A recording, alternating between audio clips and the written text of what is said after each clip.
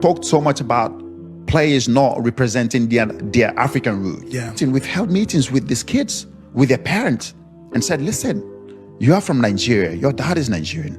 Your mom is Nigerian. Why don't you present your fatherland, Nigeria? We want to play for England, France, whatever it is. Yeah. And then they wait.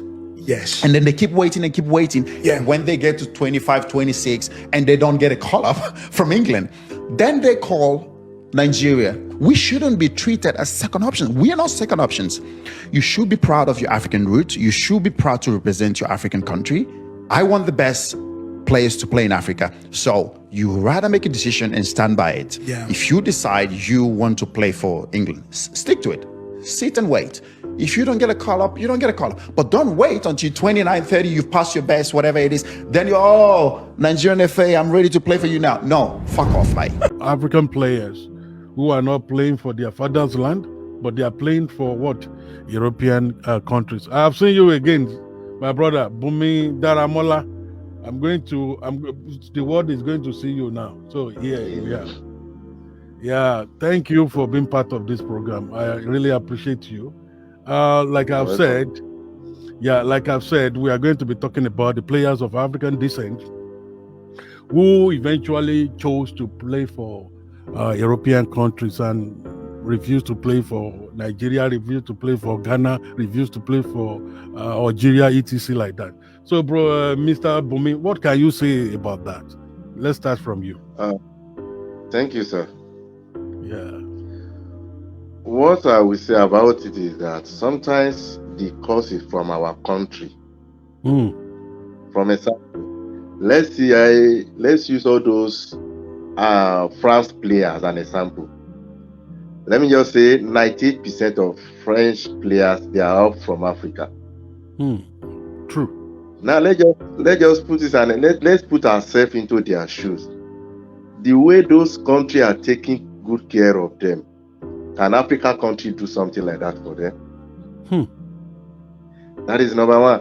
Number two is that sometimes the way we bully our players here just because of simple mistake. Let's see what happened last Nations Cup based on what the Kenneth Iheanacho did. Yeah. Before we know it, some Nigeria's fans has been trying to send some horrible, bad messages to him because he did some mistake in one tournament. Something like that happened over there. Look at the time that France won the World Cup. Look the way they are celebrating all those players. They don't even know, they don't even think about maybe they are from Africa. They just believe that once they are playing for them, these people, they are our people. But in Africa, we don't embrace the little talent we have. And I think 2 or 3 days ago, me and my brother were arguing on this thing that can anybody in Africa offer such contract that those white countries are offered those black players that they will not jump into it? They will jump into that offer. But okay, Mr. Bumi is back. Yeah. All right. Yeah, you are back. Network over. I know. Please continue, sir. Yeah. So that is it, because it's sometimes good. There is no good of leaving your country, and later if you fail, you meet some disappointment over there, you are now using your country as a second option based on what Mikel Obi said. It's not right. You want to focus on England, and if England doesn't call you, just accept that that's your fate. We should stop using our country as a second option, and nobody wants to be a second option to anything. It's either I be the first option and I'm not any option to your life. Yes.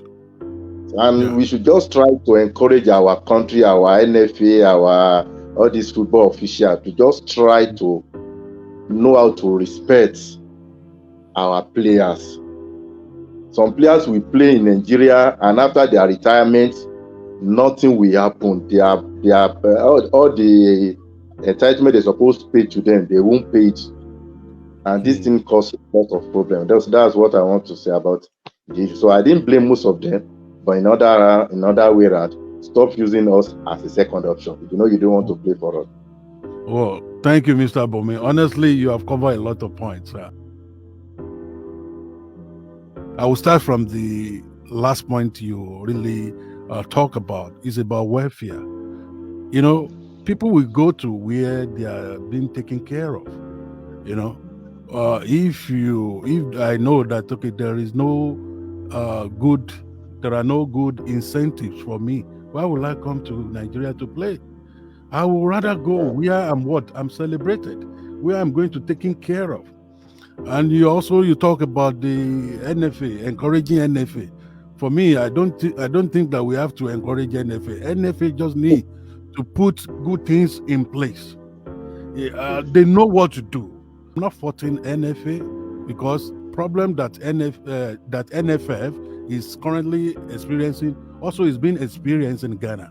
So many of sport federations in African countries, they are facing a lot of problems, and one of it is politics.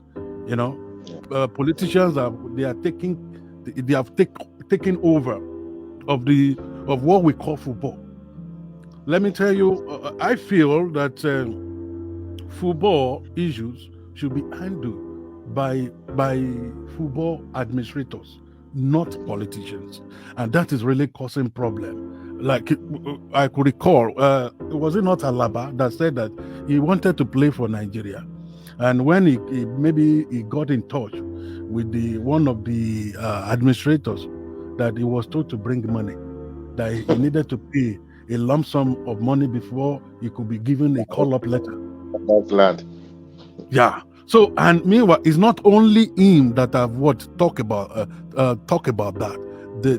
There had been a lot of players who had complained that they actually wanted to play for Nigeria, but they were discouraged because they were told to pay a lump sum of money. So, and that was why they opted out, and they decided to play for the European country where they are residing.